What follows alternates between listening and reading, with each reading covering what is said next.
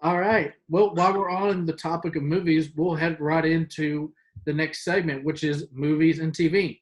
So basically, what we're going to do is we're going to run through the list that we've got prepared and talk about each movie that we have and then each TV show and kind of give each other some insight and kind of sell it and kind of let you all know who's listening right now what we're watching, what you need to be looking for, and some suggestions that we have. So, Swade, what do you have for us first as far as movies go? Uh, I wanted to talk to y'all about my favorite movie. Ex Machina is my favorite movie of all time. Uh, and I, so quick story about it. I haphazardly fell into watching that movie because my ticket for another movie, I went and bought tickets for another movie and they were sold out. And so the guy at the counter was like, "You should see this movie, Ex Machina." And I said, "What's it about?" And he said, "Just go see it." And I said, "Okay, cool. I'll follow your recommendation, no movie more. man." Yeah, right. So, Ex Machina is the story of a guy who works at a company called Blue Book, sort of like a Google, and he wins a competition to go meet his boss, like the head of Google or the head of Blue Book, and go stay at his private mansion. And so when he goes and stays at this guy's private mansion, the guy tells him like, "Hey, I'm going to show you some new technology, and you have to sign an NDA and all this stuff." And he introduces him to this artificial intelligence that he created. It's a robot with artificial intelligence, and she is incredibly human, like just incredibly like real. And he hired this guy to test her to see if he believes that she has consciousness. And it's just a great movie. I brought up the company a little bit ago, A24, and they made Moonlight, which won the Oscar for Best Picture. Yeah. I think 2 years ago. And Ex Machina, I think, is one of their they're really good at taking a small cast and telling a brilliant story. So it's 3 characters that speak for the whole movie, and 1 extra character that's another robot that's just a girl that walks around the house. But there are 4 actors in the whole movie, and it is just pure acting and storytelling. And it is shot super well and colored super well. I mean, the team on that thing, I follow the director of photography on Instagram, and like I watch all his pictures come by. There's only like 20,000 people that follow him, and I'm one of them. And I just, every time his pictures come by, I'm like, because it's just a pretty movie, and I love it, man. I just like good storytelling with good filmmaking. So. And it seems like a pretty simple concept too. You know, you said there's only 3 actors in it, or like 3 main actors, and then you have this simple sci-fi, not big budget, but like just this sci-fi driven character piece, from what it sounds like. It's really a breakdown on, if you want to get philosophical and really ideological about it, it's a breakdown on like what makes something human, like what makes you human, what gives you consciousness. It's just a full breakdown on that. And it doesn't pull any punches. It doesn't one of the lines in it is, because the guy says, we're going to make the history of humanity if this robot has sentience. Essentially, he says, we're going to make the history of humanity. And the guy says, that's not the history of man. That's the history of gods. Like, to create a person is the history of gods. And that's one of the lines in it. And they break down art. They start talking about Jackson Pollock, because there's a Pollock painting in the movie. Not a real one, but it's in the movie, you believe that he bought a real Pollock. And he talks about that painting. And he says, Pollock was somewhere in between thinking and not thinking. I agree. And he says that the great thing about it is that it's auto painting or whatever. So it's like he says if he had to be sure of every paint stroke that he made before he made them, he would have never painted anything. Right. On the movie. And that's true of like when he creates this AI. Like, if he was sure about exactly how it would work, then it wouldn't be human. And they break this whole thing down for the entire movie. I mean, it's brilliant, man. I've watched it a million times. I think I've seen it 17 times. And every time that I watch it, I see something new or I feel something different. And I never finished that movie without feeling uneasy and like exactly how they wanted me to feel, which is awesome. Knowing exactly how it goes, being able to quote the movie almost from beginning to end and still feel it every time. I mean, that's what I look for in any kind of art. It kind of feels relevant to today too, with the whole AI situation that we're kind of dipping our toes into.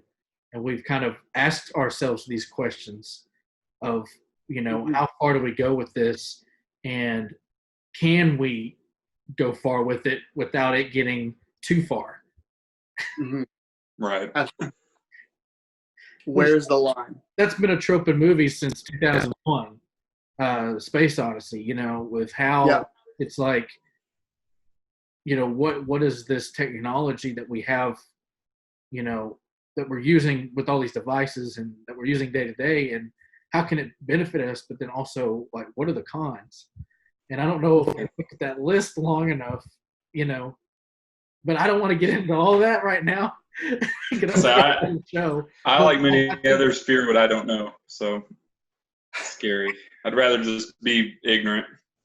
But I think it's cool that the movie explores that and asks that question, because that's what art's all about, is asking questions and getting a response. So that's really awesome. I've been wanting to see that one since it came out. Heard a lot of great stuff. Yeah, I have too, because the picture on it looks really amazing. Oh yeah. Yeah, it's a crazy good cast too. And that's the other thing. It's like just a really good cast. Like Domhnall Gleeson's in it, and I just forgot his name. He plays he's Poe Dameron. Yeah. Oscar Isaac. Oscar Isaac. I almost called him Oliver Stone. I don't know why. Completely different person. Very different. But it's Domhnall Gleeson, Oscar Isaac, and Alicia Vikander, and it's just a powerhouse cast. They're like the three people from this, I say younger generation, but from like 25 to 30 or 35-ish, that really are like our film stars. They're like our DiCaprio or our Angelina Jolie. To me, they're like, that set of three people is like, to me, it's like you put Brad Pitt, Angelina Jolie, and DiCaprio in a movie together. And then to see Domhnall Gleeson and Oscar Isaac both be in Star Wars is really interesting. Like, to see the two of them work somewhere else. And if you see Ex Machina, you would be like, that's not who those people are at all. It's like, no, you're very different in this. Yeah. But, bless you. Thank you. But, yeah, I think Ex Machina is a movie that I recommend to everybody. I always recommend it to filmmakers because they'll watch it and see the color grading and all the stuff. And I recommend it to like my friends in the tech business. And I'm like, hey, you should check this movie out because of the technology. It's insane, and the way that they look at AI. And I recommend it to people who just like really good stories because it's just really good. It's an all-around great. Where can you stream it, or do you just have to rent it or buy it or something? Oh yeah. I think you have to purchase it. I believe you have to purchase it. It came out in I'm going to mess this year up. I think 2014. Mm-hmm. I believe it was 2014 when it came out. I'll check you on it real quick. Yeah. 2014, you're right. Yep. Boom. Because I know who I went to see it with. So that's who I was dating in 2014. So I have to mark exactly. You went that route. Gotcha. Yeah, think back that time of your life. Yeah, I mark all my years by women. Oh, wow. Well, that makes total sense. Who was I dating in? Oh, there you go. Yeah, it's like I saw this movie with so-and-so. I heard this song with so-and-so. That's how Before we get into more trouble, let's pass it on to Lane. What movie do you have? Yeah, so, okay, my movie is The Fundamentals of Caring, which came out in 2016. I was going to say 2018, but I felt like it was not that long ago. But anywho, it stars Paul Rudd and the other actor, let me get his name, Craig Roberts, which I actually didn't know him before this film. But apparently he does other movies like Submarine, Neighbors, Just Jim, which I might go take a look at because he's a really good actor. But essentially, it focuses on Craig Roberts' character. He has muscular dystrophy, and he's like, I don't know how old, maybe late teens, early 20s. So he's a young man. Life's rough for him. And Paul Rudd comes in to be his caretaker, and Trevor, as the character's name, that has muscular dystrophy. Say that 5 times fast. And his mom is telling Paul Rudd's character, like, hey, look, like, Trevor's had this all his life. You're not his first caretaker. He's had multiple ones. So if you think you're going to come in and be the hero or whatever, like, you're not going to be, basically. And she's like grilling him on like his history of, like, she's like, okay, so how many patients have you had? And he's like, oh, well, Trevor will be my first one. And she's like, oh, well, shit, that's not what I wanted to hear, because he's going to be a handful for you, basically. But Paul Rudd's character is just he's just such a great guy. You can tell he is, but you can tell also he's gone through some tough times in his life. It doesn't, right off the bat, tell you exactly what it is. And I don't want to get too into it without, ruin the movie. I know, Swayde, you've seen it, so you understand. Mm-hmm. But so eventually, the line that basically sets the whole tone of the movie is Trevor straight up, because Trevor is like, he has no filter, and he asks Paul Rudd's character, he's like, so what would you have to do if you had to wipe my ass? And Paul Rudd sits there and he goes, well, I would wipe it in such a way that when I'm done, there'd be no shit left on your ass. And that just right there, Sway, correct me if I'm wrong, but that pretty much is the whole tempo of the movie. It's just, that sets up the relationship. It's like, wow, like there's no boundaries. And it's basically, the whole thing's, you don't know whether to laugh or cry because it's a dramedy, of course. So, but it's a great tale. Like, it goes on, and their whole adventure. They go, basically, it's a road trip movie. But it's interesting. I'll just leave it at that. Sway, do you have anything to add to that? I think that pretty much summed it up. Watch it. Yeah. I'm just gonna tell people, watch it. It's you'll laugh, you'll cry. It's just a great movie. Okay. Oh, and Selena Gomez is in it, which is really random.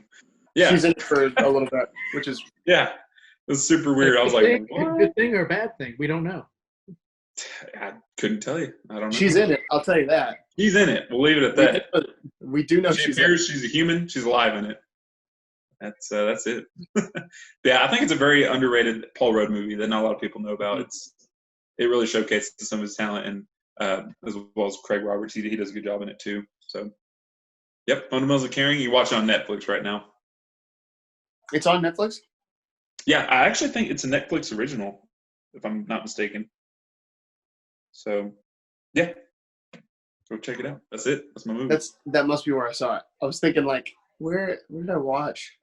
Because it came up as a recommended because I watched, I think, the first episode of Paul Rudd's new show.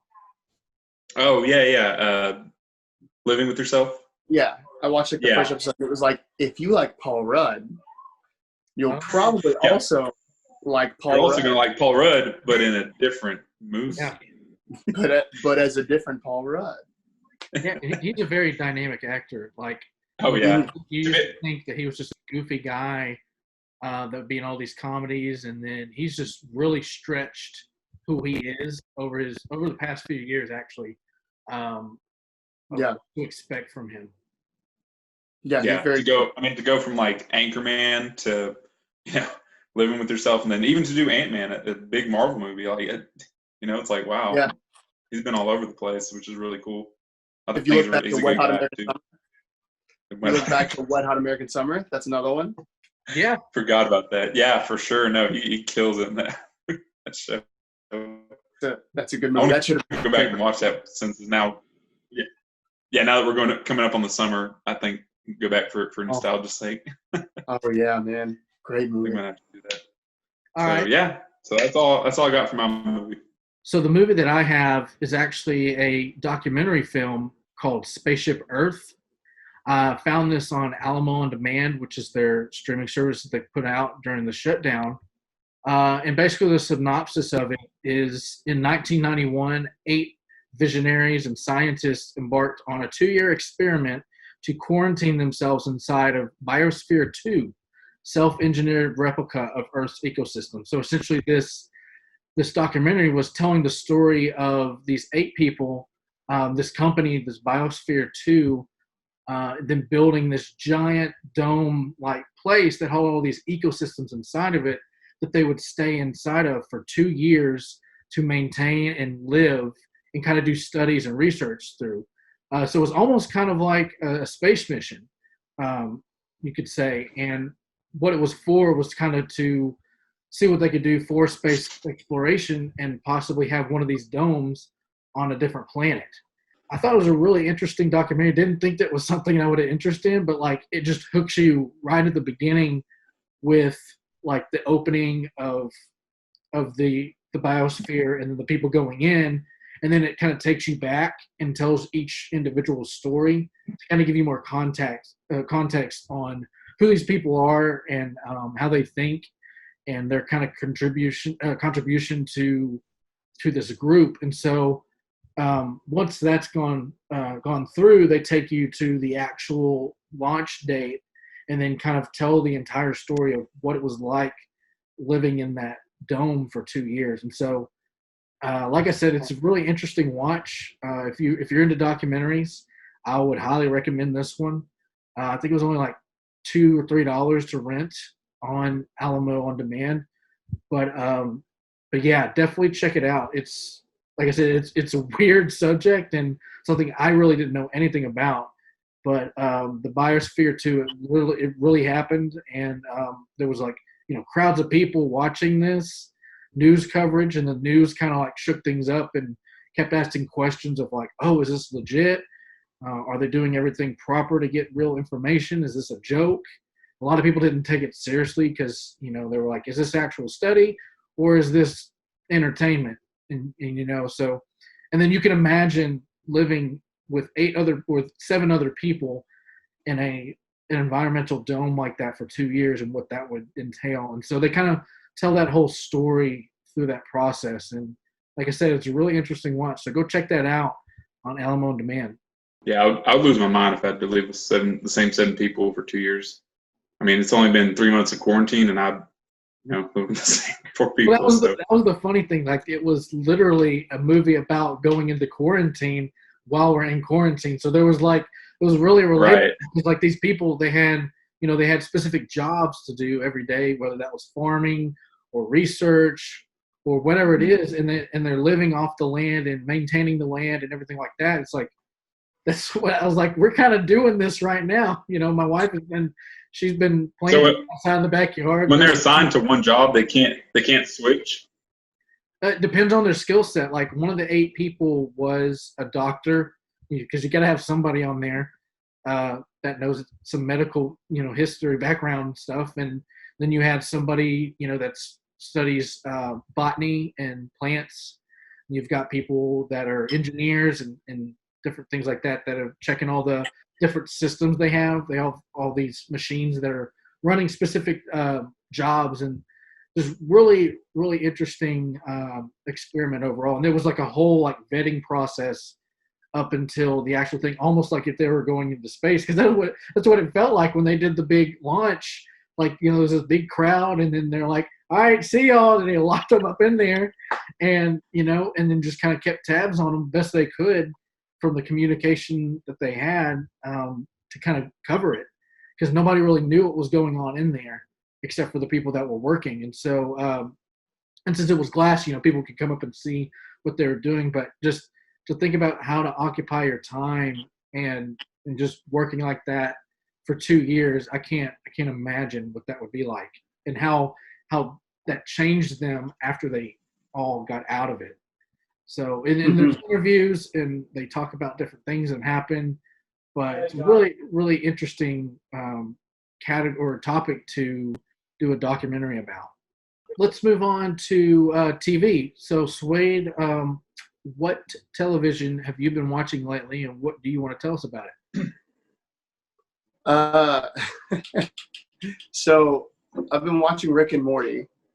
Classic. Nice. Which I tried very hard not to get into. I spent a lot of You can't time. not get into it. I know. I tried to be that guy that was like, nah, everybody's talking about it. The fans are crazy, blah blah blah. I'm Right. a fan. I'll watch it if it's on, but like I'm not. I have no idea what's going on. So I went into it and I watched the first season, right? Great. I was like, man, this is great. Second season, wow, incredible. Third season, I was like, man, they're really not running out of things. Like, they're not running out of ideas, you know? And then this fourth season's been going on, so that's what I've been watching recently, is catching up this fourth season. It's on Hulu. And I watched the most recent 2 episodes just a couple days ago. There's another one coming on tonight. So I'm ready to see it. But it's such a good show. It's so good. Like I wasn't ready for it to have as much depth as it does in the characters. Like they take these characters that aren't really designed for depth. Like and they really push them. They like push who they are and how they are, and they push the idea of the show, like how it's about this grandfather and this grandson. It's Doc and Marty. I mean, it's Doc and Marty. It's Rick and Morty, Doc and Marty, and they take that idea in those 2 characters. They really push that into a place of like a real relationship between 2 people, and they make it into a diversified storytelling experience where they don't just stick to like their formula. They're not like how cartoons always stick to a formula, how Family Guy sticks to a formula. They don't do that ever. There's never a point in the show. And they actually recently in the most recent episode, I think they've caught themselves a little bit of controversy over, which is weird because they're a show that's put out so much of, I would say, offensive material. Right. But they just caught some controversy with this most recent episode. There's a joke where they're attacking a city and they're tearing it apart, like a civilization. They're breaking it down and tearing it apart, right? And they wind up flying their ship towards these 2 buildings, look just like the Twin Towers. Ooh. And they stop themselves. And this is why I don't understand the controversy behind it. They stop themselves and they say, should we? No, we're way better than this. We're way better than this. We're so much better than this. We're not gonna fly into those. We're not going to. And then in the middle of them doing that, they both stop and look over, and there next to them is next to those 2 buildings is a harbor with a bunch of ships. And they immediately say, but Pearl Harbor on the other hand, and they fly over and blow it up. So people are offended by it. And not because of the Pearl Harbor joke where they actually blew it up. They're offended by the allusion to 9/11, which is strange to me because that's not the thing. And they even say in the show, we're better than this. We're better than this. We're not going to do this. We're not terrorists, I think is what he says in the show. Oh, wow. And So it's actually address it right then and there. Yeah, it's addressed right there. And they say they're not going to do it because they can see what it'll do and what it'll cause, and that it's offensive, and they say they're not going to do it, and then they blow up Pearl Harbor, and people are offended by the 9/11 part, not the Pearl Harbor part. Wow. Which is like, really strange. Yeah, because it diminishes the impact of Pearl Harbor. It's like, was that not as detrimental to American history as 9/11 was? Yeah, people act like the people that are offended by they're offended by one, not the other. When in the show they actually do the other one. They do Pearl Harbor. I think it boils down to a lot of people remember 9/11, so it's near and dear to their hearts, but because they didn't live through Pearl Harbor, they think, oh, well, that was so long ago. What does it matter? Yeah. I think that's the mentality there, which is just it's like so twisted. Like they should all be on the same level. Yeah. It's all tragedy, right? And but that's one of the big things that I love about Rick and Morty is that they will address those things, and without forcing you to be like. To me, I didn't feel anything about it. I was like, that's funny. That's a funny joke. But they don't force it down your throat. They don't take it and just like shove that at you. Yeah. They just let you ride out the comedy and ride out the storytelling, which is really cool. And they kind of subvert your expectations too, because you think that they're about to do it and you're like, oh man, this is going to be nuts. And And the crazy part is, even if they would have done it, it's like, would they have the right to do it? You know, because it is art, it is comedy, it is subjective. And I mean, that's a whole nother animal in itself. But like, Mhm. what are the repercussions, you know, of doing something like that? But at the same time, you know, what are the rights that they have to make a joke like that in this time? Yeah, I was so I thought it was such a cool, it was a cool episode because they did a for the first time in their show's history, they did backward storytelling essentially. So they start you in the middle of the episode, and in that show, in Rick and Morty, there's a sense of this like otherworldly storytelling where they kind of break all the molds for how you're supposed to tell a story. But this is the first time they've really done sort of reverse storytelling where it's non-linear. So they start out in the middle of the episode and they go a little bit forward, and then one of the characters says, "That's not what happened. Let's go back." And they go back and they do this earlier part of the episode again. And they've never done that. And I never thought about the fact that they hadn't done it until I watched an interview with Dan Harmon, the creator of the show. I watched an interview with him and Justin Roiland. They said, "Yeah, it was our first attempt at non-linear storytelling." And I was like, it is. That's crazy because they've done so many weird avant-garde things. Like they have a clips episode. People do clip shows, but they have a clip episode that's just them improving fake TV episodes, and they're clicking through channels on international, like intergalactic TV or interdimensional television or whatever. Yeah. Mm-hmm. And they do a whole episode. It's a clips episode where they're watching Justin Roiland essentially improv. He just makes up all these things. Like there's one thing where he says like, I'm Johnny Ants for Eyes, and I this, and this. And the animators had to go in and animate a guy who had ants for eyes because Justin Roiland stood in there and just talked. I remember that episode. Yeah, I remember what you're talking about. Yeah. Like all of that stuff is him improv, and you can hear him laughing. There's one point where he's just laughing. He goes, "This is so stupid," and they edit it into the episode. So they just, and yet they've never done nonlinear storytelling, which I describe nonlinear storytelling to people as like Ocean's 11 is nonlinear because they keep going back and they're like, "So what if we tried this?" And then they do it. But yeah, it's a cool show, man. I've been watching Rick and Morty. Very clever. Absolutely. I've seen the first 2 seasons. Do they have 3 or 4 out now? I lost count. I actually stopped after 2. They're in the 4th season now. So after the 3rd season, they didn't know if they were going to get renewed. They didn't know if they were going to get renewed, but they got syndicated for 70 more episodes. Wow. Nice. After their 3rd season. And they were only, how far were they?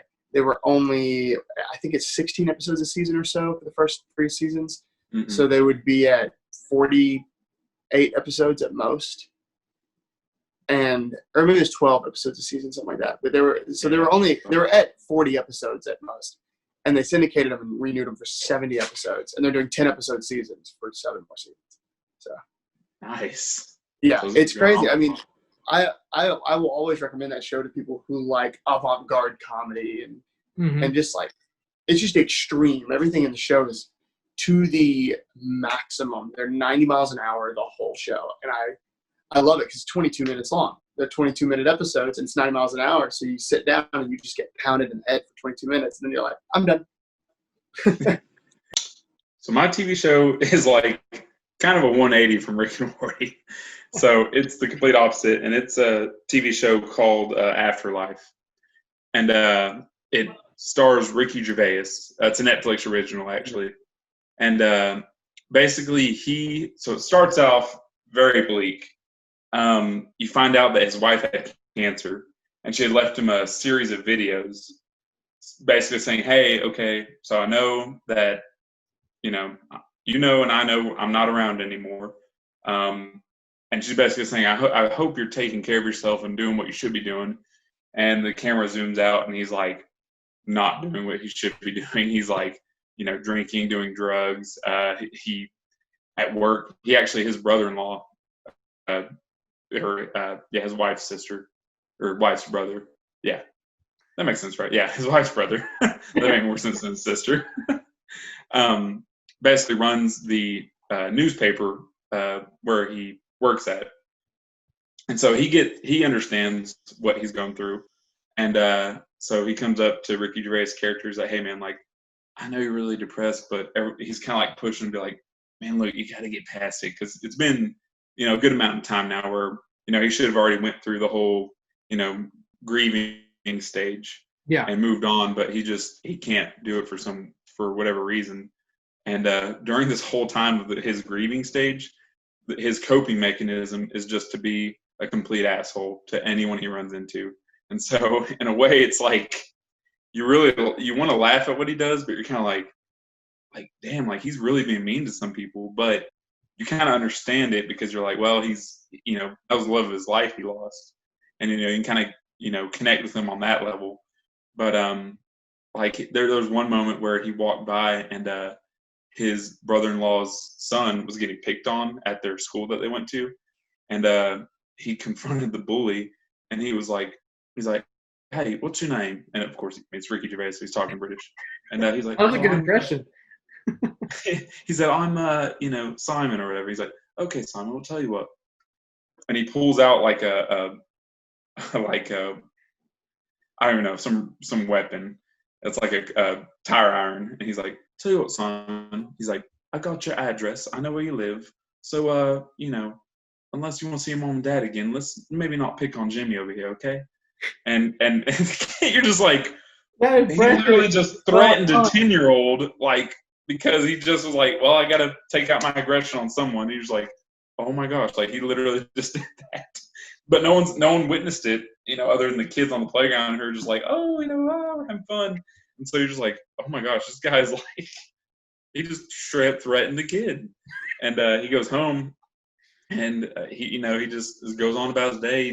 He's a normal guy at home. He just feeds his dog and goes to work. And so, you follow his life, through the whole first season. And it just released a second season recently. But towards the end of the first season, you start to see he's like, okay, I maybe need to change things around. Like I'm going to be nice, but not too nice. I'm not going to pull a complete 180, but he has shimmering moments of where he's like, you know what, I'll start to be a little bit nice, but only to the people that really deserve it. And it's interesting to see his character develop. And he's slowly starting to like reluctantly kind of turn towards being a better person now his wife's gone, which is interesting and she's the one encouraging him through these videos, even though she's gone.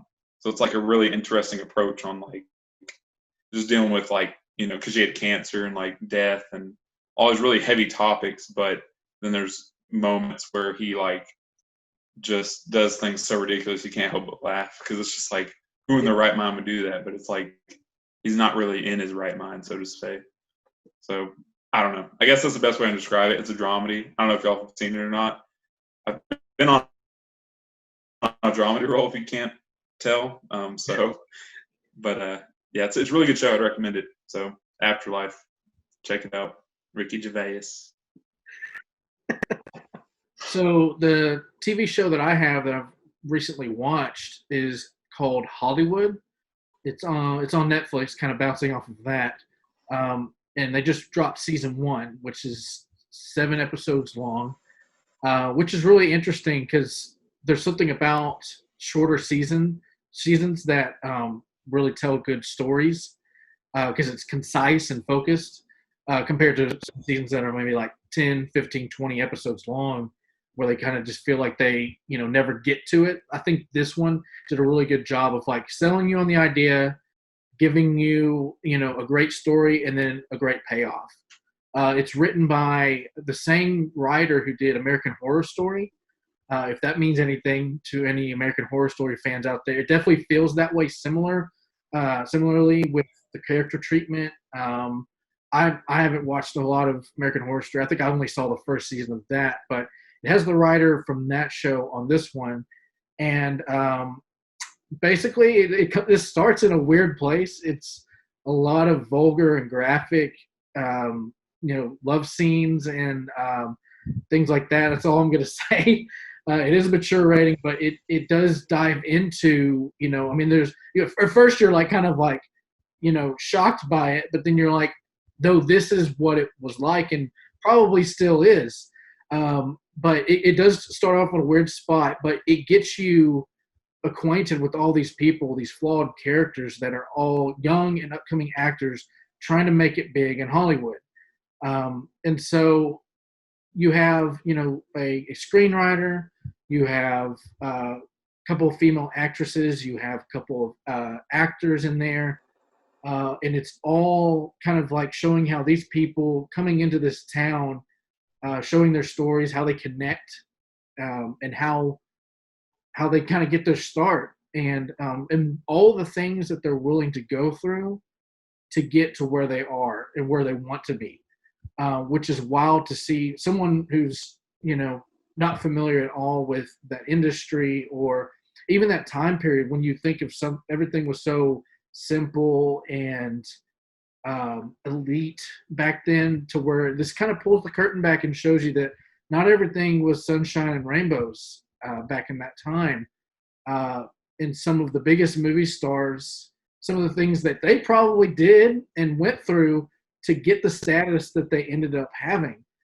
So it's a really interesting character story, or character-driven story, about these up-and-coming actors and screenwriters. And Swayde, like, as soon as I started watching, I thought of you. I'm like, this is like, not only is the acting incredible, but like the story, I'm like, I'm sure you can relate to some of this stuff.